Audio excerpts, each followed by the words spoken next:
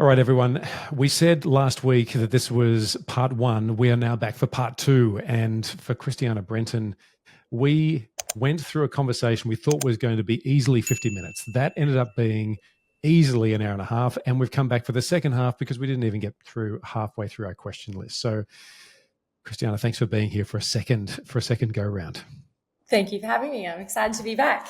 All right. So last time we spoke about your backstory, the incredible start to Flight Story, how that sort of came to be. And for people tuning in now, if you haven't listened to the first episode of this, which was in last week, you'll find it in last week's feed. Really suggest you go back and listen to that. I want to dive in today, Christiana, into more of the nuts and bolts around how you think about forming commercial strategic partnerships. We talked at the top of the call that we're involved with a brand that you've been working with for a really long time. It feels like the brands that you work with, they only come into your ecosystem over a medium and long term. It's not a short term thing that you all sort of think about. So can we start with the philosophy you have around commercial partnerships? Because I'm sure when people hear the term partnership, they hear hand waving, they hear press releases, they hear PowerPoint presentations, and nothing much after that. So how do you think about the idea of a commercial partnership? It's a great question. And I always go back to the first principles that have guided me in my whole career of 15 years plus now. And it's kind of simple. It's genuine partnerships where 1 + 1 = 3. And that is a sentence that we use a lot at Flight Story. But what does that mean? It means that we're not in the business of transactional relationships, that we're just trying to maximize a rate or return to us. We're much more invested in brokering long-term partnerships where we genuinely deliver real business results. And I think this is connected back to a word that I really use sparingly in the team. I actually hate the word sales. I hate the word sales rep. I hate the word sales. It's not in any of our signatures. Mm-hmm. I'm even hesitant to call myself a chief revenue officer because it's so direct in terms of it's less about revenue. I always say to my team, and they laugh, that I'm a CRO and I'm not even remotely motivated by money. And if you're actually motivated to deliver genuine results for your client partners, if you're deeply curious and you actually want to have a consultative approach to helping them solve some of their big business objectives, the irony is all of the financial success or monetization or revenue targets is an inevitable byproduct of having a genuine curiosity and a genuine passion to deliver business results. And it is so satisfying when you're on the other side of that. And we were speaking earlier at the top of this call about one of our long-term partners in Fiverr. Do you know, they were actually the first ever sponsors of the Diary of a CEO 7 years ago. And then they've started repartnering again 3 years ago. And these are long-term, at 12 months at a time, integrated partnerships that leverage not just, let's say, a format, but a really deep partnership and connection between Stephen. And that shows up everywhere in the world. So that's the podcast, that's socials, that's personal brand channels, that's content, that's usage rights. And I guess it just goes back to not having a transactional mindset. Like, we genuinely want to help Fiverr build their business. And in turn, we get to build our business. So the best partnerships are, and I know it sounds so cliche, but it's just so true, if they're mutually beneficial, as opposed to anchored in you trying to achieve your sales target or your quota for the month. Like, all of that is just so short term. It may help you for the first, let's say, 6 to 12 months in your career in partnerships, but it's not sustainable over the long term unless you genuinely want to drive business impact. And I said it on a podcast a couple of weeks ago when I was in LA with Oxford Road, that in my career, I've really only kind of met 2 types of business development people. The transactional ones that respond to everything on face value. You know, the first email they receive, it's an immediate response, very transactional, very kind of me focused on how I can get to my quota. And then there's the other half, and they are people that are deeply curious. They would never even dream of responding to a partnership brief based on the first interaction and the first email. There's deep and genuine curiosity to find out more, to get to the bottom of their real business challenges, and to broker these longer term partnerships. And it's so satisfying and fulfilling when you have the, I suppose, curiosity and then discipline to take path 2. Has it ever been the case where you've entered into a conversation, your curiosity has taken over, and what you thought were the objectives of the party sitting across the table from you actually were vastly different to what you expected? That's a great question.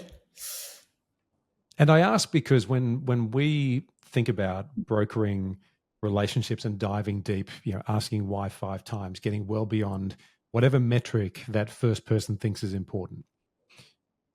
You look at the true strategic narrative of that business, and often it's not held by the people who are doing the outreach, right? They've got a line, they've got a set of lines they can use to help sort of expose the conversation. But when you dive right into the two sort of incentives we talked about last week, this idea about what's your personal incentive and what is the organizational imperative, that conversation only, I think, ever matures when you get further into the organization to understand that. And I feel sometimes as though we do a real disservice to people doing business development at the front line when we don't arm them with the deeper knowledge around what we're actually trying to do. And it becomes a real problem if those people somewhat accidentally are solving for the wrong thing. I absolutely love that. I want to almost answer the first question by, I suppose, flipping it almost us as the client. And so on face value, we recently entered a new partnership in Australia with Nova Entertainment to be out to represent our advertising sales in the region. And on first glance, you may think that was a decision by Flight Story to accelerate our commercial returns, but it's not. For us, it's about distribution. And this is really interesting because, there was, a lot of questions why we pursued a deal like that. Why are we valuing, why have we said no to a minimum guarantee, which is a financial incentive that we absolutely could have pursued if we wanted to. And digging a little deeper there, which is what the team did so well, is that what we were valuing in the negotiations is marketing and distribution channels. We wanted more exposure across their integrated network, and it was very much less about the sales numbers that they were forecasting of how much new partnership revenue they could bring us. And isn't that interesting? Because had they had the traditional approach of major show, they're going to want a financial minimum guarantee for us to be able to sign them and stay competitive, they would have presented something which has genuinely, that's not the objective.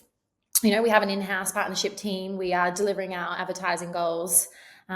Fortunately, relatively independently ourselves. It wasn't about that at all. It was about the distribution ecosystem, and credit to Kate Murphy, because she was deeply curious. Why now? You've said no to the deal that was presented to you in the US. Why are you pivoting to then consider other regional representation when you said it wasn't a part of your sales strategy? Yes.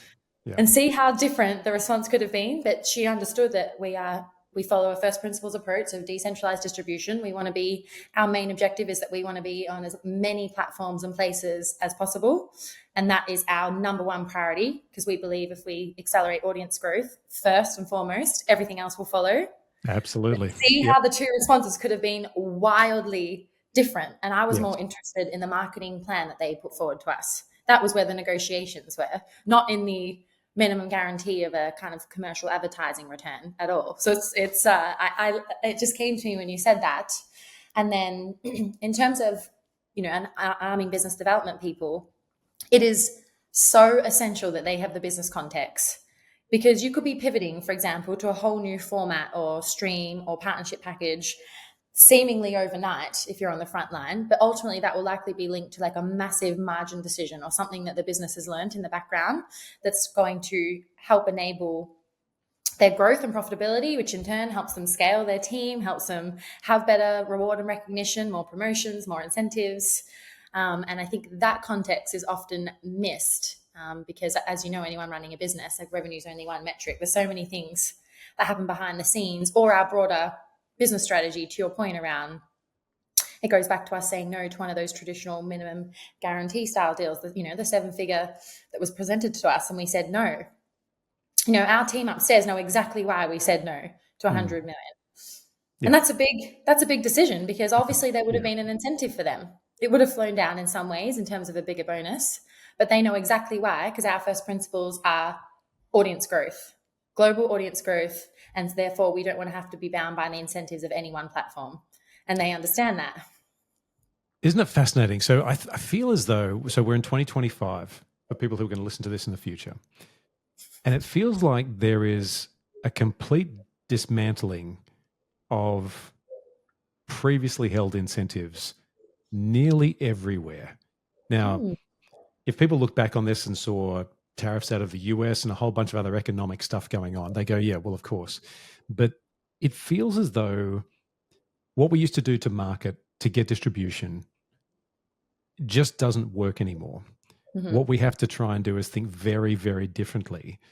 And imagine what would happen if you armed every business developer, regardless of sector, regardless of, age or maturity, and said, look, we're open to most things. Of course, we have to be sustainable and we have to grow. We've got people we have to sort of be held to account to. But I'm open to listening to what you're proposing, which for the people coming with the idea to secure a distribution in your case, or to look at building out a new product development or even a supply chain agreement, the idea of coming with a clear ask is really, really important, because it's fine for us to talk here and say, we said no to that deal.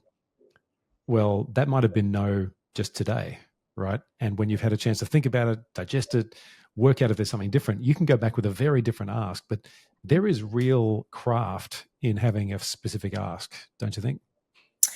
Absolutely. And I don't know that people prepare that enough. Even if you think in the context of managing teams, performance incentives, like getting very clear around what's the ask, and that works with your internal teams and clients. And I think it goes back to your beautiful creative thinking that we discussed next week around, okay, so what's the next best thing? Let's say it is a no for whatever reason. There'll be multiple different variables, like also being really clear in your mind, almost like the triage of what is the next best thing. And being prepared and having the confidence to ask as well. And I think it's really powerful. And I think it's probably linked because everyone is so time poor now that I do like to be quite specific in meetings. If, let's say, new partners are pitching to us, I always ask, how do you make money? Great question. And you wish that more people would ask that question. Exactly right. How does your business make money? Mm-hmm. Yeah. And because, to your point, not necessarily a brief, but I might be very surprised to hear how their business makes money. Yes.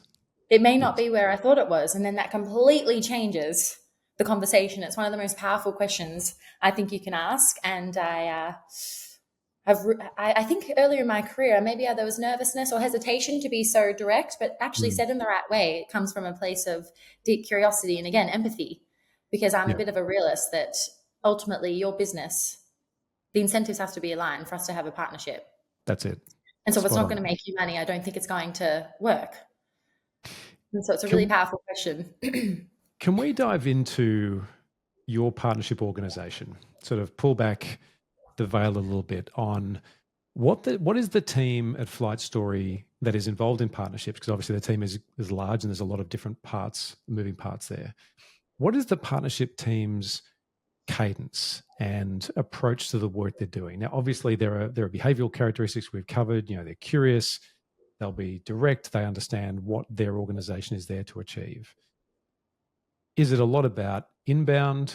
Are they going out to look for more ways to secure, I guess, and I suppose that the audience distribution is one of the things they're looking at. There's a whole range of other things, I'm sure. And, just to remind people, this isn't just about the diary. This is about the other portfolio activities that are going on there as well. So what is it like if we were to walk into there and have a day in the life of people working in that team? What is that like for them?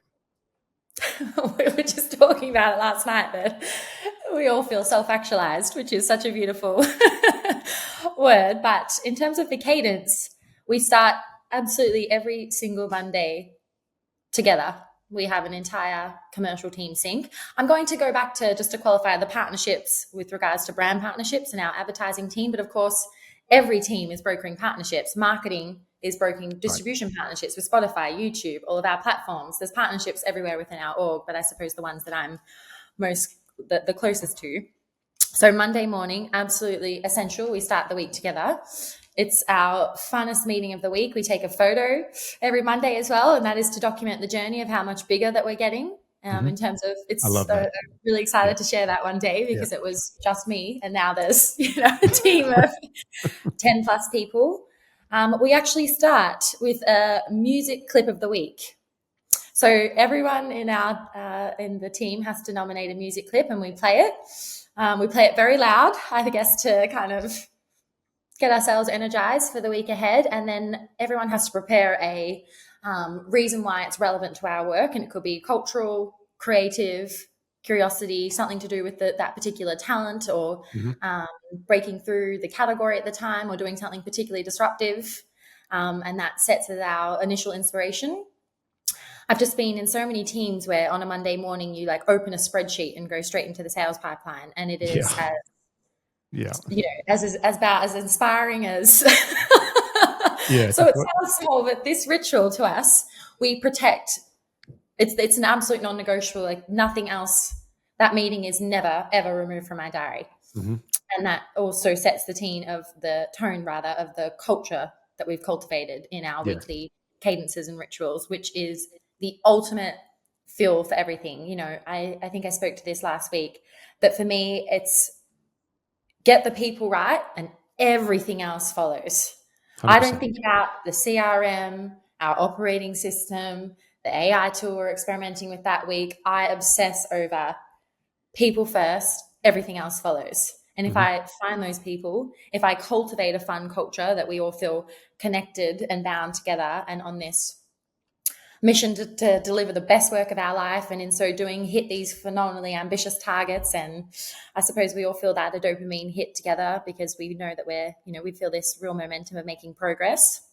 So of course we start with the video clip, and then we do a quick snapshot on our weekly pacing, monthly and quarterly pacing to our goals, and the people in that team is partnerships, product, live events and speaking, and everyone has one slide that they give a bit of a highlight into their world, and certainly celebrating the wins. And then at the end we have an absolutely non-negotiable AI spotlight, and I have a slide that says the biggest risk you could ever take right now is assuming that AI will disrupt and impact every other person in the world except you, except your team and your thing.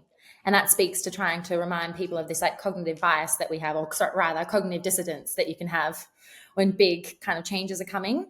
Yeah. But we absolutely lean in. And I think that also sets the tone of the culture, that we don't resist change, that we lean in and we celebrate change, and everyone has an opportunity to share the tool that they found most useful the week before.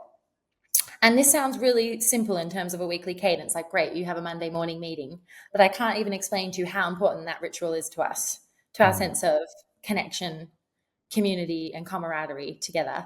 Potentially using some of the words from your earlier days in the military, but that camaraderie is so essential. And we really do feel like we're in not war per se, but like, we're we're in some sort of fight, and we all feel like time is against us and someone's right behind us. We feel like we're in the race of our life every single week. And so that interesting.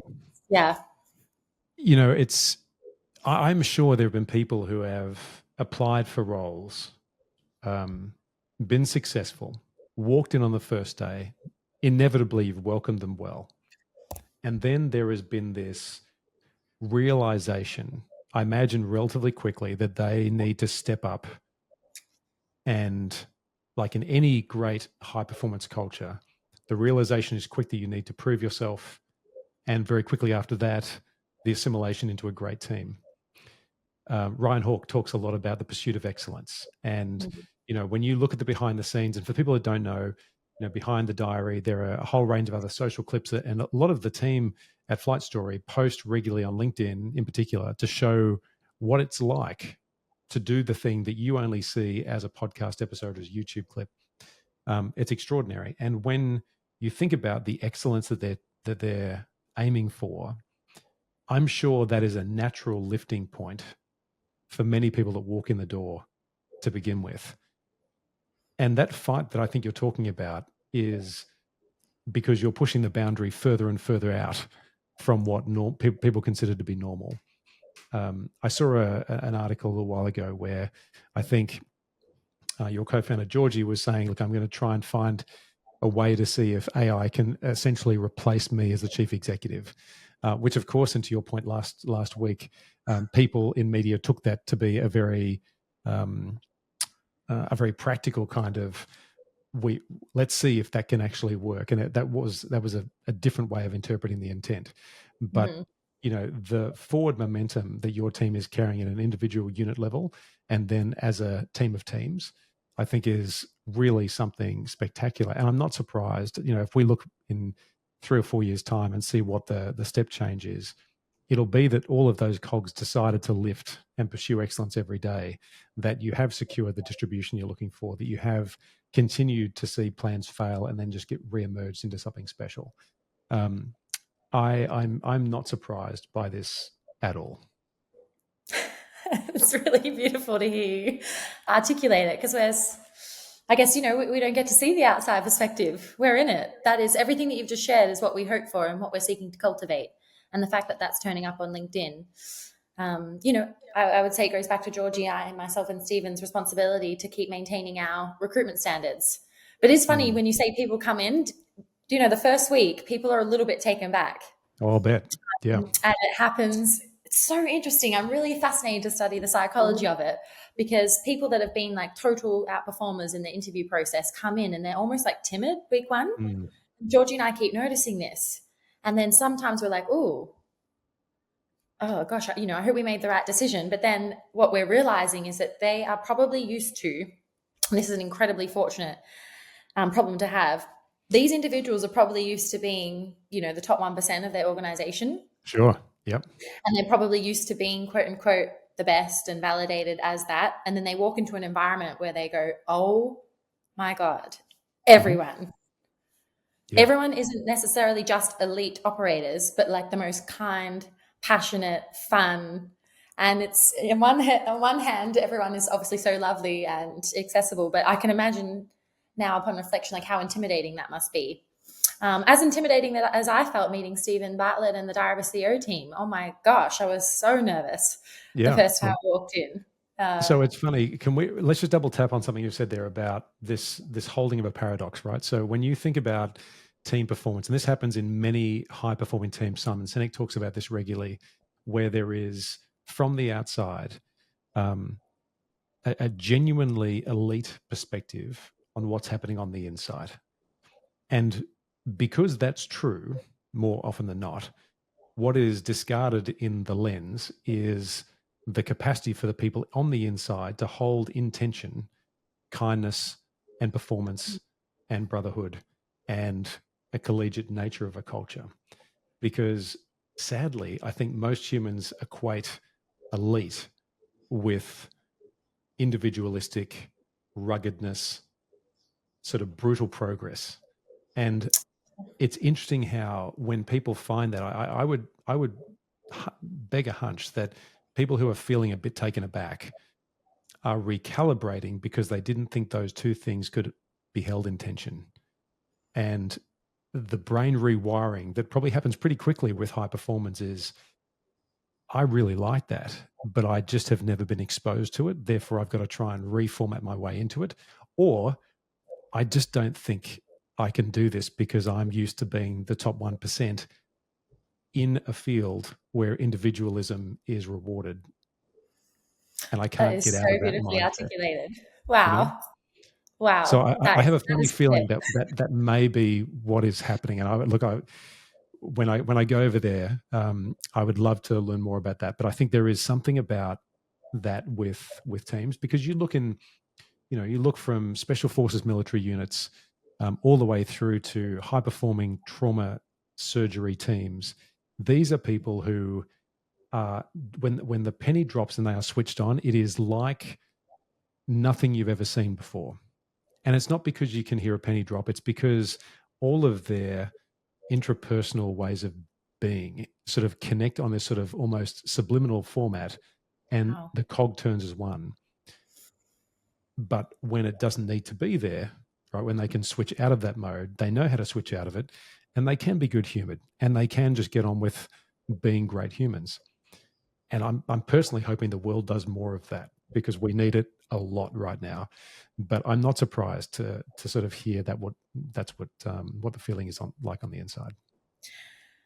I mean, that was so beautifully articulated. And I think what's quite unique in our recruitment approach as well is that we are looking for like deeply curious and introspective people that have the Yep. ability to grow and evolve. And I guess it's the classic growth versus fixed mindset. Even that language feels a little bit too corporate for us. But what you'll find is that everyone upstairs loves consuming podcast content, loves reading, loves trying to find a gym or a new way that they can kind of, evolve themselves as individuals. Earlier I said self-actualization, but everyone seems to be on this pathway of they're comfortable with change and discomfort, and they're actually wanting to experience the discomfort to be on the other side of getting to, a new point or a new learning. And that's something that I really fundamentally think that people can't overlook. Anyone that's listening to this that is responsible for hiring, that type of mindset is absolutely critical. And back to the high performance piece, it's high performance, high humility.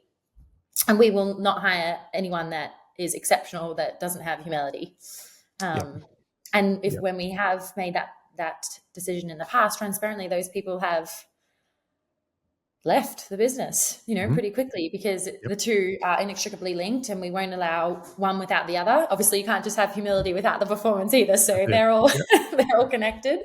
But what's incredible when you find these people is that the work ethic that ensues has nothing to do with Georgie, Stephen, and I asking people to go all in or stay back or work outside of the traditional hours of a typical working day. It's all self-motivated and self-driven. Yeah. I wonder about the 1%. So this is something that's quite strong in the brand right across the board. I think a lot of people, Jocko Willink and anyone who has been reasonably disciplined in their life and has been able to demonstrate that just improving 1% a day is really, really important. It's a great mindset to have. It's very helpful in sort of breaking down a bunch of stuff. The team there seem to live that a lot. And I mentioned at the top of the call that even receiving DMs from the team around, what they're doing and how it's all working out, and the gratitude they come to with that, it feels atypical. When you think about 1% in your role and the work that you do as a leader in this business, when you're having to have all these conversations and carry so much in your mind to sort of keep all the plates spinning, what is 1% to you, Christiana? Like what is it that you do, and how do you bring that into your life to make that a real progression? I do something that is often kind of the counter to the commonality, and that is I absolutely sweat the small stuff every single day. That's what it means to me. Yeah. And that doesn't just show up in, we spoke about the importance of curiosity and discovery with your clients. I also sweat the small stuff in any type of proposal presentation that we're pulling together. Some people would almost think it's obsessive like, but I absolutely sweat the small stuff. And I think it's one of the takeout questions that you ask people, what's the worst advice you've ever had? And it's don't sweat the small stuff. In my life, in my lived experience, and anything, everything that we're building here, it's essential. Those 1% absolutely compound over time. And Stephen Bartlett and Diary CEO is an absolute living embodiment of that. It wasn't until year 3 that it actually accelerated. And it was the byproduct of those compounding returns of sweating the small stuff. Those 1% show up in your observation of your team as well. So when we talk about the curiosity piece, it is absolutely not just our clients. So when you're observing human behavior and you've picked up on a 1% different, maybe tonation in someone's voice that day, energy, receptiveness in meetings, it's making the time to make sure you're having a conversation because you've observed a potential 1% dip in energy, emotion. We absolutely make time for that. So, it just turns up everywhere all the time, every day. If you saw how observant all of our leaders are as well, not just in the work that they're doing, but in the teams that they're motivating and enabling, because it's also really easy when you're in an environment like ours that you're moving so fast that you forget to connect with people. It's very, very easy. And I think I've seen a lot of leaders in the past maybe fail on that to a degree because they get so transfixed in the immediate deadlines and priorities and work that they need to produce that day that they maybe ignore that 1% observation they made on a team member needing some extra support that particular day. It's just, it all sounds so cliche, but it's all comes down to observation as well when we're thinking about those tiny 1%. If you're picking it up on work that you're seeing, the brief that you're reviewing, the curiosity that you're applying with your partners, but also internally with your teams. And our absolute high conviction, this goes back to 1%, and how it shows up for me is that I'm absolutely committed to delayed gratification. And for me, it's really connected. And I know that if I keep turning up in this way, it kind of links back to saying no to a seemingly incredible deal that, we would have had financial return. No, we're absolutely all committed to this path of delayed gratification because we believe that the bigger, better payoff will be coming, and it won't necessarily be financial. It will be what we've been able to achieve independently together based on our first principles, our cultural journey, and that we're not willing to compromise on those standards or work with partners that don't necessarily uphold our same standards and ideology. So I hope that answers the question, but it's just all connected to me that 1% for me also means, it's just coming to me more now, delayed gratification. I'm willing to wait for the compounding return. It is a difficult thing, I think, mostly to communicate that to other people when you're leading them or when you're trying to project a level of excellence around people. We have 2 young girls, not too young anymore, but when they first started at their first day of kindergarten, giant backpacks, huge hats, big dresses. It looked too oversized. All of us as parents, of course, freaking out because it's like this is it. Like we're starting at this point. Education sort of kicks off. And the headmaster of the school where our girls went to, a fabulous woman, Dr. Bryony Scott, said, "You have nothing to fear here because they'll only be new on their first day." And we thought, oh, what a lovely thing to say. Quite a bravado-filled statement, because what followed after that was, I'm here running a feminist boot camp, so they're going to be fine. But the reality was, on day 2, they walked in, they came home that night, and I really wanted to test, and this is somebody who is 6 years old, right? I wanted to test and see, well, how new do you feel? Like, is it new? And then the next day, they went into school. Now, I don't know what happened between day 1 and day 2, but there was something of familiarity that made them feel completely comfortable, but challenged at the same time. When I dived into this over the years to understand that more from the teaching staff involved, it was very obvious to me that, yes, they had a 1% mentality to improve, but they had a basis for excellence that was not necessarily articulated. It wasn't on walls. It wasn't, part of a deck that you received. It was more about the fact that they were just there to pursue excellence. And when there was somebody having an off day, they would feel bad because they weren't able to achieve that level of excellence, but the person next to them stepped in to make sure that as a unit, they delivered excellence. And this is all before COVID, then COVID came, and for some reason that still persevered.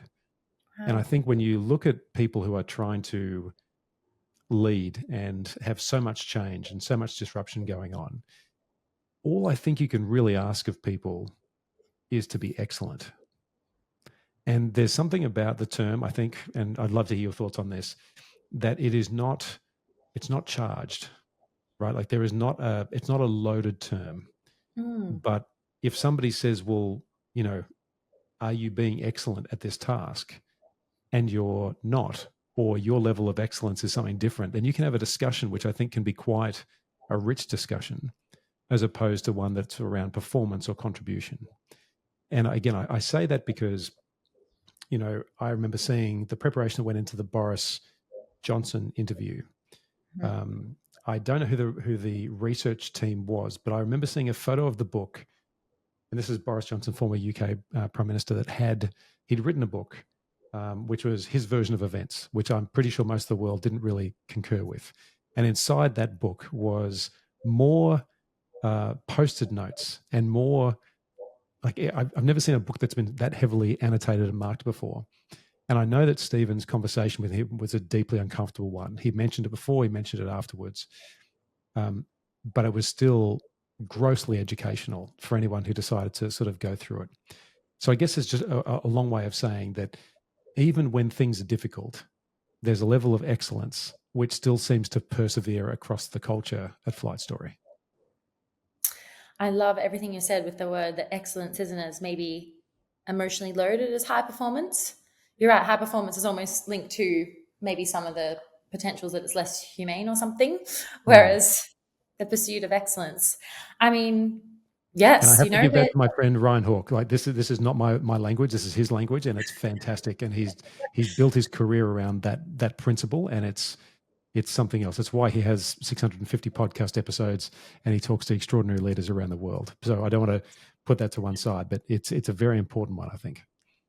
I mean, absolutely. I need to get more familiar with his work because it's absolutely resonating with me. That we almost take it for granted that. But of course, there's a million post-it notes in the book from the research team. I'm not even remotely surprised to hear that. It just is at Flight Story, and it just is. That's nice. Which is, I mean, we don't get me wrong. We have a gratitude channel, and we have a channel that celebrates the 1%.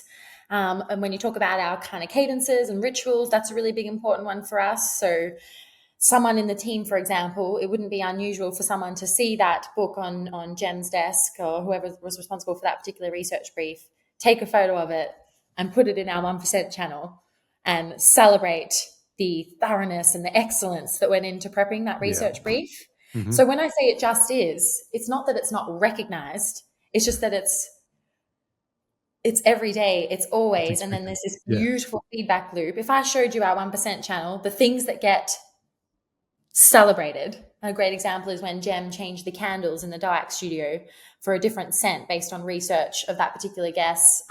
Maybe her favorite scent was like lavender or something. And she shared that she has run a new experiment of swapping out the candles, and the entire team erupts with love and applause and adoration because, yes, it just is, but also, yes, we celebrate it every single day. And I think that's the virtuous cycle. It wouldn't be just is if we weren't also celebrating it. But this channel, people would think we're crazy. We celebrate tiny, tiny, tiny incremental improvements. We moved a couch from left-hand side of the office to the right-hand side of the office, more for like a feng shui piece that we felt that it wasn't like a great pathway when people are walking between A to B. Total celebration and eruption in the channel from Harry, our head of happiness, from doing a seemingly small thing. And it's all connected to the core principles of why Diary CEO and all of our new shows are growing at such a rapid pace, because we obsess over the 1%. And we believe that it's not just the compounding rate of returns over time, again, classic Warren Buffett analogy, it's the culture that we've cultivated in celebrating that almost propels and continues to fuel everyone forward. It's really fascinating of something seemingly, those things that are easy to do are also easy not to do. So a lot of people don't bother doing it. I look, people will listen to this episode and I think people are going to listen to this and just go, so that sounds great. Our culture is a long way from that in our organization. And I would ask anyone who is thinking that to just go, well, what if it didn't have to be that way? Because like you said, there were years in the making where Flight Story, the diary, there wasn't really much, right? Yep. And the irony about most companies that tend to scale well is that there wasn't much in the beginning, right? But the culture is the one thing that drives it. And when you think about your business development capability, your partnerships capability, there is a lot to be had by the curiosity, by the ruthlessness into trying to understand what's in it for you and delivering on that. So with all that said and done, we're going to get to rapid fire in a second. Okay. There is one question that is in the front of my mind because you and I know partnerships pretty well. Right? I've been doing this for a while now. We know the questions to ask. We know why people do and don't do deals. We know why the deals fall over. What do you think people are missing about the value of partnerships in business? It goes back to what I said earlier, which, on one hand, I'm trying to be really mindful of the people listening to this because it sounds so simple. But what people are missing is that a partnership should serve to be mutually beneficial and deliver real business results for both parties. And if it doesn't deliver that, it won't scale, it won't be meaningful, it won't return to repeat business. And I think people get really caught up in this kind of obsession with short-termism, or the opposite of delayed gratification, that they're trying to do something out of, let's say, financial pressures for today, or more of a tactical decision, versus understanding if I have more of a 2-year business plan focus, and if I am prepared to say no to certain things that I don't think are going to be mutually beneficial and not the right fit, well, that's ultimately going to free up my time and energy to focus and be much more thoughtful and intentional on finding the right fit. And again, I think I said it last week that people tend to overcomplicate it. Stick to your first principles consistently over time, and you will absolutely scale and be successful. It all depends on how, I suppose, much you're willing to wait, what your objectives are. Are you seeking to have a short-term financial gain, or are you seeking to build a long-term career where you feel fulfilled and passionate, that has longevity, cross markets, cross companies, cross teams? And it gets overlooked. And particularly in traditional sales, there's a lot more like celebration of getting a deal or negotiating the best possible price, where you've really, really what's the word, driven it to the bottom, or tried to kind of hold. It's just a short-term versus long-term approach. Look at Stephen Bartlett, the Diary of a CEO. He is celebrated on Forbes list, Times top 100 creators. He is now, that classic case of seemingly, an overnight success. No, he started the podcast 7 years ago, and it wasn't until year 3 that he started meaningfully distributing on YouTube that he got any traction. So for 3 years consistently, he was still showing up in the same way and having that lens of delayed gratification. And I keep coming back to it, but I think it is really important, because if you have a long-term view when you're speaking to your clients, it completely changes your behavior. Yeah. If something's not working, you want to address it straight away and optimize it, because you're thinking about next year's partnership, the renewal. You're not thinking about, I just need to deliver this deal today now to deliver said quota, and then I'll move on to the next. It fundamentally changes your perspective if you are committed to that delayed gratification. But equally, it's up to leadership and the organization to design their incentives in such a way. So it's a much bigger kind of systemic problem that I think Simon Sinek speaks to as well in his the Infinite Mindset book, where he speaks to how broken the current kind of global incentives are. That every kind of CEO that runs a publicly listed company, they are legally and contractually obligated to maximize the share price today, even though it may have massive detrimental impact for year 3, year 4, year 5. So I also want to respect everyone that it's not easy. There's a lot of systemic forces that are against us in terms of the way companies are structured and incentives are structured. So I would say any kind of leader and anyone that has the ability to impact meaningful change, or founders on this call, to get really clear about setting up your organization and your incentives in a way that rewards the right behaviors, that rewards longevity. And just to be clear, when you say delayed gratification, that is not trying to present the fact that we'll just see how it turns out, right? This could not be further from the truth. We are here to get after it. We are here to deliver the results that we want to get from these partnerships for both parties. And we are just looking at the incentive model to be further down the track, to expand the aperture of opportunity, and to not be in a circumstance where this has to be achieved. Otherwise, nothing can proceed afterwards. So just to be really clear on that. Yes, correct. Thank you. I feel like you are inside my mind. And it's also the power of saying no. Do you know how many times we say no? If we don't believe it's the right fit? Yeah. And that is something I remember doing in my first ever sales role, even though I hate that word, at Nova in Melbourne. I remember I used to rep a direct client patch, and they were small business owners that their $10,000 marketing budget they were potentially briefing us on. And if I genuinely thought it wasn't going to deliver, I would say no. I don't think we're the right fit. I think you should try this or that instead. I'm more of a performance medium rather than broadcast radio at the time. And then I'm brokering a level of trust with these people, and not even the small business owners, but let's say even, account managers at some of the bigger media agencies. When you say no to someone, that kind of trust and the equity in the relationship completely scales. Yes, and a lot of those correct. people are now in really senior roles, in very impactful roles in organizations. And I've maintained that trust and authenticity and credibility in the relationship that it didn't pay off that year, but again, long-term view.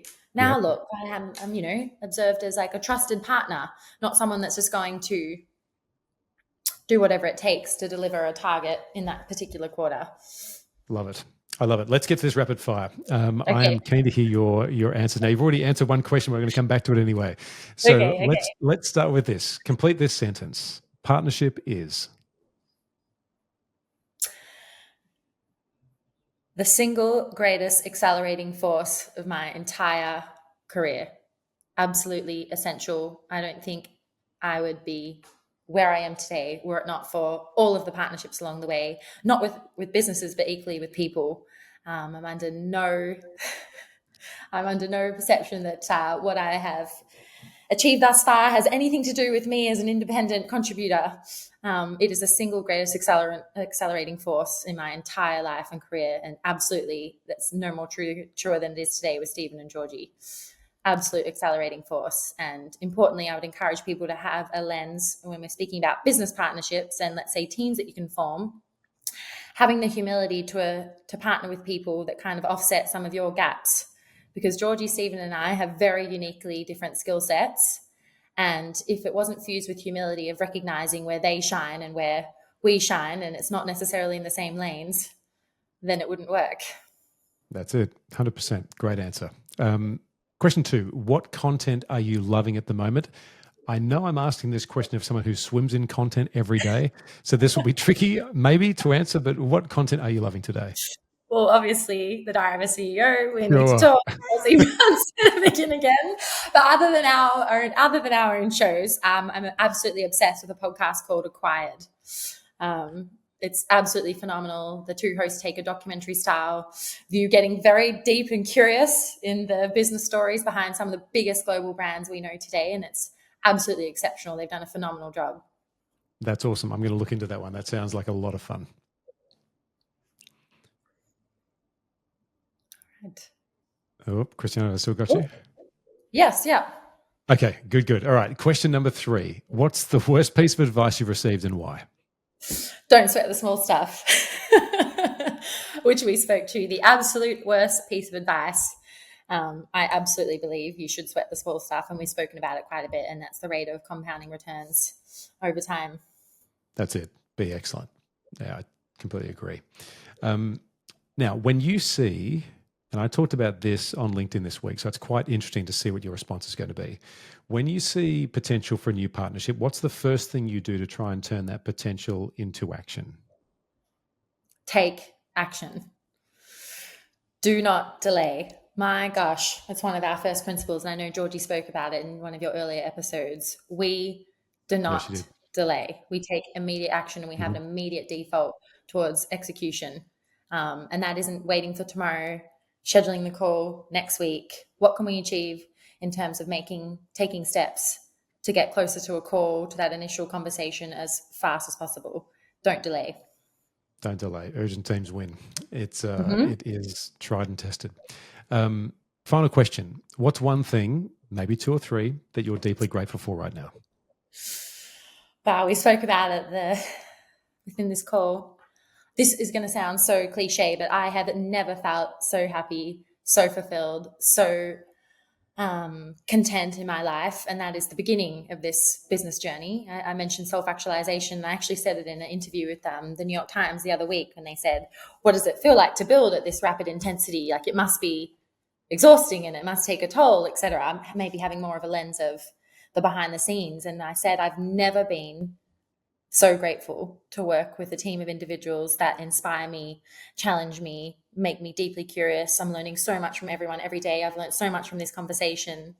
It's such a privilege. And I said to Maz, one of the partnership managers in my team last night, I said to her, we're celebrating the business plan that I spoke about earlier, that we just, shared our 5-year vision to a certain financial goal. And I said to Maz, it will never be as good as it is right now. And I really believe it. It will never be as good. There will be no financial payoff that will ever compensate for how incredible it feels right now. And I was trying to really encourage everyone to have that deep gratitude, because we're a small, nimble team now. I spoke about how I take a photo every week in our commercial sync. Eventually, will I be able to do that when it's 200 people, and practicing that daily gratitude that it's now, it's not the payoff, it's not the exit, it's now. And I'm so grateful and feel very lucky. That is super good. Christiana, I just want to say a big thank you for not just coming on once, but coming on twice. Hopefully it was worth the time. It was totally worth the time. I've learned a lot through this. I'm looking forward to our next conversations, and I want to thank you for being so generous with sort of helping us understand what actually goes on in such an incredible organization. What you'll all do in the future. I'm very keen to keep an eye on it, and we will link to all of the relative things we've spoken about in the show notes, so people can go and can hit you up, and also to learn about all the things that are driving you and the team at Flight Story. So thank you very, very much. Thank you so much. Likewise, I've learned so much from our conversation, and even your ability to distill everything I've said down into, it's just been really, really enlightening. And I love speaking to smart, curious, passionate people. So thank you. It's a real pleasure. Before you go, I have a quick question for you. Do you worry that you're wasting time, money, and credibility with the wrong partnerships? It's exhausting to pretend everything's fine while secretly worrying that you've made the wrong call. You see others thriving with the right connections, and you're stuck wondering if you're missing out on opportunities that could really elevate your business. Well, the good news is that ends today, because you can download my free partner calculator that instantly assesses if a partner is an ideal fit for your business. It'll give you the clarity and the confidence and the edge you've been looking for to secure high-value partnerships that not only finally unlock business growth, but also help you reclaim your time. The link is in the show notes. And I'm really glad you're here. I'm Coach Phil Hay Sinclair. I'll see you in the next episode.